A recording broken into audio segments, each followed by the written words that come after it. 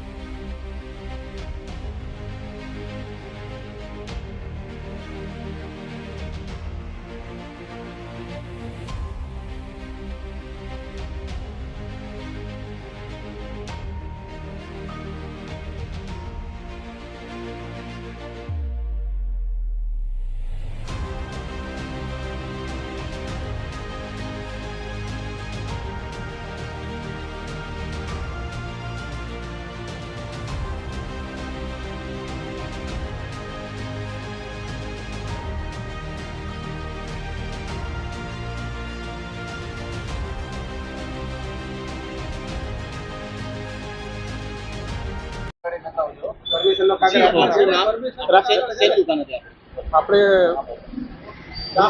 ચા પાણી નાસ્તા પાણી દુકાન છે, દુકાન નંબર 1 છે, બિલ્ડિંગ નંબર 1 છે. રાજીવ યાદવ બોલું છું. આપણે 30 એપ્રિલ સુધી અમે મેડમ કમિશનરભાઈ મળીને આવ્યા હતા અને અમે 30 એપ્રિલ સુધી ટાઈમ આપ્યા હતા કે તમારી પાસે કોઈ આવશે નહીં, છોકરાઓને એડમિશન એક્ઝામ છે એ હિસાબે તમને ટાઈમ મુહલત આપીએ છીએ. અમે 30 એપ્રિલ સુધી મુહલત લઈને આવ્યા હતા. અમે હોદીએ છીએ પણ દુકાન બીજી કે 30 વર્ષથી જે આ ધંધા માણસ કરતો હોય ને હોદવા માટે ટાઈમ પણ લાગે. અમે હોદીએ તો બીજી એક શિફ્ટ કરવાને પાછો અમે કામ પણ ચાલુ કર્યું, મિટિંગ ચાલે છે તો પણ એ લોકો આજે આવી ગયા હેરાનગતિ કરવા. અને આજે પાછો આવ્યા તરત જ ગટર લાઈન, પાણી લાઈન, લાઇટનો કાંઈ પે પાછો હાથ પકડીને જબરજસ્તી બધાને ગાડીને સીલ મારી દીધા. આશરે 30 જેટલી દુકાનો છે. હા, વધુમાં વધુ કયા વેપારીઓ અહીંયા વસેલા હતા? બધા મધ્યમ વર્ગના, બધા નાના વેપારી, કોઈ મોટા વેપારી નથી. બધા રોજ કમાઈને ખાવાવાળા માણસ હતા. કોઈ એવા મોટો અમીર આદમી કોઈ અહીંયા આ મંદિરના માહોલમાં આજે મહાનગરપાલિકા સીલ મારી ગયેલી છે, કેવો હાલાકીનો સામનો તમને કરવો પડે? બહુ હાલાકી અમારા ઘર પરિવાર કેવી રીતે અમે 30 વર્ષ જો માણસ એક જ જગ્યાએ ધંધા કરતા હોય અને એક દિવસ આવીને તહસીલ મારીને જતો હોય અમારા પરિવાર એક માણસના પાછળ 10 જણા હોય એ લોકો ખર્ચો પાણી ક્યાંથી ચાલે? માણસ તો એ સમજુ થોડી આપશે. અમે લાઇટ બિલ ભરીએ, વેરા બિલ ભરીએ, બધું ભરીએ, સમજો સૌથી વધારે ટેક્સ ભરીએ છીએ.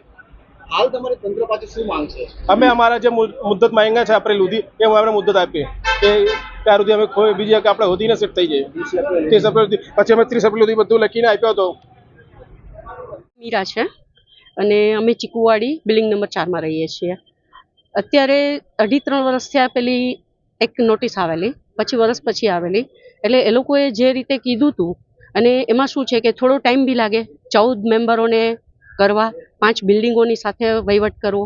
એટલે એ બધું થયા પછી ડિસિઝન ન આવ્યું, બધી બિલ્ડિંગો પોતપોતાની રીતે કરવા માંડ્યા. એટલે અમારી બિલ્ડિંગ સાથે કરી અમે બધા સંપી અને અમારું મતલબ જે રિપેરિંગનું કામ હતું એ કન્સ્ટ્રક્શન બોલાવી, કમ્પ્લીટ રિપોર્ટ કરાવી, એ લોકોએ જે માંગ્યા હતા એ રીતના રિપોર્ટ કરાવી અને પછી બધું આપ્યું છે એ લોકોને.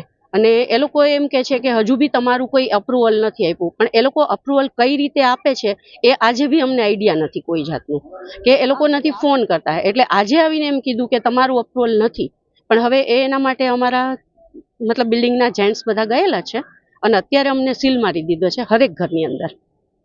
બસ એક પાણીની બોટલ અને દવા સિવાય કોઈ વસ્તુ અમને લેવા નથી દીધી. અને અત્યારે કીધું છે કે પછી ખોલી દો પાણી. અત્યારે લાઇટ તો કપાઈ ગઈ છે ઓલરેડી અને પાણી ખ્યાલ નથી હવે મને.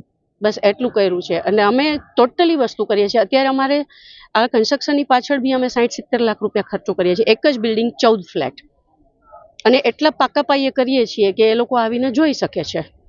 એ લોકોના જે હિસાબથી જે રિપોર્ટ કઢાવેલા, 2 વખત રિપોર્ટ કરાવેલા છે, કોર કટિંગ કર્યું છે, બધું જ કરી કમ્પ્લીટ આખા અત્યારે કરીએ છીએ બધા. તંત્ર પાસે માંગ એટલી છે કે વ્યવસ્થિત આવો, ચેક કરો, જે પ્રોબ્લેમ છે તમને કે અમને એ સાથે સોલ્યુશન કાઢો. અમે કરવા તૈયાર છીએ. જે બી કંઈ પણ કામ ઓફિશિયલી રીતે થાય છે એ અમે કરવા માટે રેડી જ છીએ હંમેશના માટે. મહાનગરપાલિકા તરફથી તમને 4 વાર નોટિસ મોકલવામાં નોટિસ આવેલી છે, નહીં એવું નહીં, પણ મહિનામાં આવી જાય છે જે હજુ રજૂઆત ના હોય. અને બાજુની બિલ્ડિંગોમાં એ લોકોએ એવી રજૂઆત કરેલી કે અમારે માર્ચ સુધી જ રહેવા દો એવું. અમારી બિલ્ડિંગમાં એ કોઈ વસ્તુ ઇસ્યુ નથી. અમારી બિલ્ડિંગમાં નથી કોઈ મતલબ સ્ટુડન્ટ એવા કે જેને બોર્ડ એક્ઝામ હોય, એટલે અમારી એવી કોઈ ડિમાન્ડ જ નહોતી. અમારું એવું જ હતું કે અમે કરીએ છીએ, પણ એમાં અમે 2 દિવસ લેટ હતા રિપેરિંગ કામ ચાલુ કરવામાં. હા, દુકાનો બી અમારી સાથે છે ને એ લોકો બી અમારી સાથે જ છે. એ લોકો અત્યારે દુકાનમાં બી ટોટલી વર્કઆઉટ થઈ જ ગયેલું છે અને હવે ફર્સ્ટ ફ્લોર ને સેકન્ડ ફ્લોર આવવા રેડી છે. એટલે અને એ લોકો એમ કહે છે કે આમાં તમે રહી ન શકો, પણ જે વસ્તુ અમે કન્સલ્ટ કરેલા છે જે આ બધાને, એ લોકોએ જે વસ્તુ આપી છે અને એ લોકોએ અમને કીધું છે કે તમે રહી શકશો અને અમારું કામ થઈ શકશે સાથે. એટલા માટે અમે લોકોએ ઘર ખાલી નથી કર્યું. બોલો, તમે પ્રશ્ન કરો પછી ચાલુ કરો. જી, આપણું નામ, કઈ જગ્યાએ રહો છો અને શું કામગીરી કરવામાં આવે છે? મારું નામ કુંડારિયા પ્રવીણભાઈ નથુભાઈ. હું ચીકુવાડી બિલ્ડિંગ નંબર 1 માં રહું છું. બરોબર. એસએમસી દ્વારા 3 વખત નોટિસ આપી છે. મને રિપેરિંગની કામગીરી પણ ચાલુ હતી, છતાં આ 4થી વખત એ આવી અને સીધા મકાનમાંથી માણસોને બાવના જાલી લેડીસોને ઘરની બહાર રોતા બહાર કાઢ્યા. બરોબર. એ લોકોને પહેલા એવી જાણ કરીને મુદત માગેલી, કમિશનર સાહેબ પાસે ગયા હતા ત્યારે એને 30 એપ્રિલ સુધીની મુદત આપેલી, છતાં આ લોકો અત્યારે 20 માર્ચે કેમ આવ્યા? એકદમ ઝડપથી જે માણા ખાતા કે પાણી પીતા બહાર નીકળ્યા અને માણા બહાર બેઠા છે. અત્યારે રોવે છે માણસો, બાળકો રોવે છે, વડીલો બધા રોવે છે અને ખાધા વગરના, પાણી પીધા વગરના સવારના અત્યાર સુધી હજી આમના બધા બેઠેલા છે. અને મ્યુનિસિપાલિટી વાળા બધા મકાનમાં સીલ મારીને ચાલ્યા ગયા, ડ્રેનેજ લાઈનના પણ સીલ મારીને ચાલ્યા ગયા, પાણીના કનેક્શન કાપી અને એ પણ ચાલ્યા ગયા. તો હવે અમારે શું કરવું? એનો કોઈ પાવર બિલ હોતા પણ કાપીને વહી ગયા જીબી વાળાને બોલાવીને. તો હવે અમારે આગળ એનું કરવું શું? કઈ મુદત તો એ લોકોને આપવી જોઈએ ને, તો કોઈ સાંભળવા રાજી નથી એસએમસી વાળા. આશરે કેટલાક મકાનો હતા અને કેટલી દુકાનો હતી? એક આમાં 5 એપાર્ટમેન્ટ ને એક એપાર્ટમેન્ટ બંધ છે, 6 એપાર્ટમેન્ટ છે. એક એપાર્ટમેન્ટમાં 14 ફ્લેટ છે, 14 પંચાને 70 ફ્લેટ છે. બરોબર. 70 ફ્લેટ વાળા, 70 મકાન વાળા બધા આ રોડ ઉપર રખડતા થઈ જાય તો એ એસએમસી વાળાની કામગીરી વ્યાજબી ન કહેવાય એમ. બરોબર છે તમારી તંત્ર પાસે? અરે રિક્વેસ્ટ એટલી કરી કે જો હમણાં છોકરાઓની પરીક્ષા ચાલુ છે, તો અત્યારે હજી બોર્ડ વાળાની પરીક્ષા પૂરી થઈ, 7મા ધોરણ વાળાની, આ ધોરણ વાળાની બધાની પરીક્ષા હજી ચાલુ છે. તો હજી અમુકની એપ્રિલ મહિનામાં પરીક્ષા પૂરી થાય ત્યાં સુધી જો રહેવા દીધા હોય, થોડાક દિવસની મુદત આપેલી હતી તો એ સાહેબની 30 એપ્રિલ લગીની મુદત આપેલી હતી તો ત્યાં સુધીને રહેવા દીધા હોય તો બધા મકાનો ખાલી કરીને જતા જ રહ્યા છે. 2-3 મકાન વાળા ખાલી અમુક ફ્લેટ બાકી છે, એક એપાર્ટમેન્ટમાં 2 કે 3 ફ્લેટ બાકી છે, બાકી બધા ખાલી કરીને જતા રહ્યા અને 30 સુધીમાં તો બધા જતા રહેવાના હતા જ. જો એટલો ટાઈમ લગી જો બધાને રાહત આપી હોય તો આ માણસો હેરાન ન થાત. બરોબર. જે આપનું નામ કઈ જગ્યાએ રહ્યો છો ને આજે શું કામગીરી કરવામાં આવી? અત્યારે આજે સીલ તાત્કાલિક મારવામાં આવી, અમને કોઈ જાણ નથી કરી. અગાઉ મહાનગરપાલિકા દ્વારા કોઈ નોટિસ આપવામાં આવી? હા, નોટિસ આપેલી, સાહેબને આપેલી, હાલ જે કમિશનર સાહેબને ખુદ આપેલી હતી. જે સીલ મારવાની જે કામગીરી થઈ છે એમાં શું હાલાકીનો સામનો તમને કરવાનો? અમે એવું કીધું હતું કે અમે રિપેરિંગ કરી નાખ્યું અને પાડીને ફરીથી બનાવવાનું થાય તોય અમે તૈયાર છીએ, બરાબર.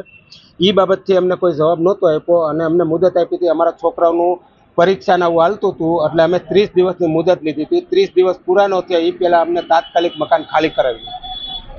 કેટલા મકાનો અને કેટલા દુકાનો છે? અત્યારે અમારા જેટલા એપાર્ટમેન્ટ છે બધામાં સીલ મારી દીધા, અમારો પાવર કાપી નાખ્યો અને અમારા રાંધેલા ધાન ઘરમાં પડેલા છે. આમાં 50% ને દવા ચાલુ છે. હાલ તંત્ર પાસે તમારી શું માંગ છે?